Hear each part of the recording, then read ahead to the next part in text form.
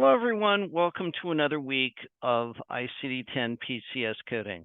This week, we're going to dive into Chapter 16, the musculoskeletal system, and the genitourinary system that's covered in Chapter 17. Let's take a quick look at what we need to pay special attention to in both chapters. First, Chapter 16.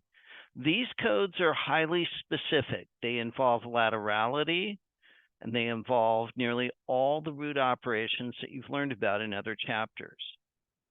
One thing that's important is making the distinction between open and arthroscopic approaches. An arthroscope is a type of endoscope that's used for examining the inside of a joint and carrying out procedures. In order to code these procedures correctly, you will need to read the op report so you get the right code. The fifth character talks about the approach. And for arthroscopic approaches, it's going to be percutaneous endoscopic. Those are what you will need to use to apply the first code, the correct code, even though the providers typically don't dictate this in their note. Next, we go on to Chapter 17, the genitourinary system. These cover the urinary system, the female and male reproductive systems. It has a wide array of codes and, again, covers all the common root operations that we've seen in other chapters.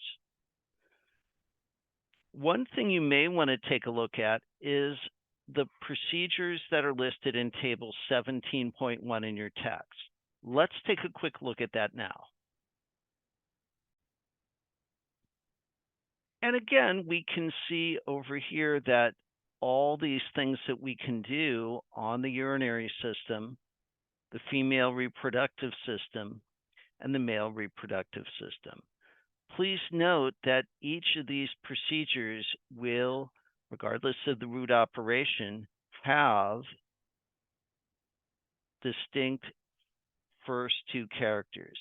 Male reproductive system, it's 0V, female 0U, and the urinary system 0T. And that's all I have for you. Please stop by office hours or contact me if you have any questions about this material. We'll see you online. Bye now.